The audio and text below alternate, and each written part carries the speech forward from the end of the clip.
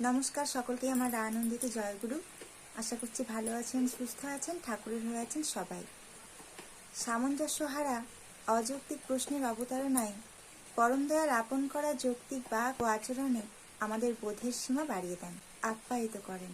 সেই প্রসঙ্গে একটি কাহিনী আপনাদের শোনাব। ইংরেজি 24/10/1950 বেলা 10টার সময় শ্রী শ্রী ঠাকুর বড়াল বাংলোর ঘরে।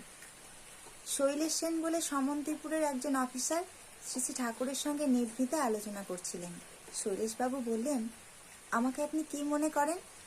শ্রী শ্রী ঠাকুর বললেন, আমি মনে করি ভগবান কাউকে কিছু কম করে দেননি, আমরাই তা অপব্যবহার করি।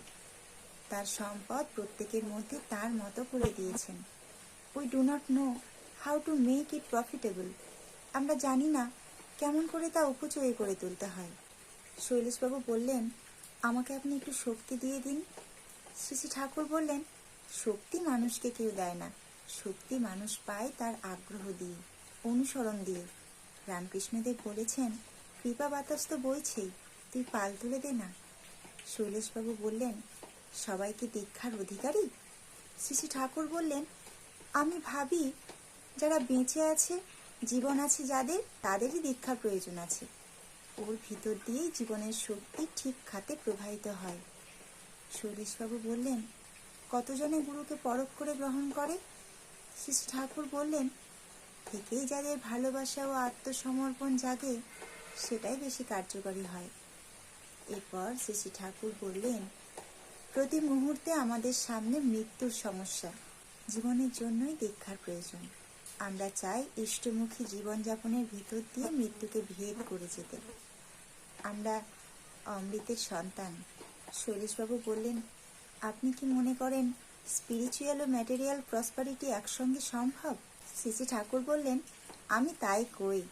আমরা আধ্যাত্মিকভাবে যত উন্নতি করব, জাগতিকভাবেও আমাদের অন্তর্দৃষ্টি বাড়বে ততই। শেষটা দেখতে পাবো স্পিরিচুয়াল প্রসপারিটি বাদ দিয়ে কোনো প্রসপারিটিই হয় না। প্রকৃত প্রস্তাবে স্পিরিচুয়াল এবং ম্যাটেরিয়াল এই দুটো আলাদা নয়। ম্যাটারের পিছনেই আছে স্পিরিট, আত্মার প্রকাশই বস্তুতে। শৈলেশবাবু বললেন, আপনি আমাকে টেনে নেন না, দয়া করে। শ্রী শ্রী ঠাকুর বললেন, টেনে নেন নয়, আসুন। জগন্নাথের হাত নেই, পা আছে, তাকে আঁকড়ে ধরলে তিনি চালিয়ে নিতে পারেন। আমরা তাতে কনসেন্ট্রিক হলে তখনই তিনি আমাদের সত্যিকার কল্যাণ করতে পারেন। শৈলেশবাবু বললেন, আপনাকে বিরক্ত করছি, কিছু মনে করছেন না তো? শ্রী শ্রী ঠাকুর বললেন, আমি আজন্ম ভিক্ষুক, জন্ম থেকেই ভিক্ষুক মানুষের জন্য, আর মানুষকে উপভোগও করি খুব। শৈলেশবাবু বললেন, আপনি আমাকে দিয়ে করিয়ে নিন। শ্রী শ্রী ঠাকুর বললেন, ওই করেন, সুকেন্দ্রিক হন। রিলিজিয়ান মানে নিজেকে নতুন করে বেঁধে ফেলা গুরুর সঙ্গে। টু বি বর্ন এগেইন, নবজন্ম লাভ করা। শৈলেশবাবু বললেন, আমাকে দেখে তো আপনি বুঝছেন, কি মনে করেন আমার সম্বন্ধে? শ্রী শ্রী ঠাকুর বললেন, সম্পদ কিছু কম নেই, কাজে লাগালে ভালোই হবে। শৈলেশবাবু বললেন, আপনি আমাকে দয়া করুন, আশীর্বাদ করুন, টানুন। শ্রী শ্রী ঠাকুর বললেন, আপনার নিজের কথার উপর প্রাধান্য দিয়েছেন সারা জীবন, এবার আমার কথার উপর প্রাধান্য দেন।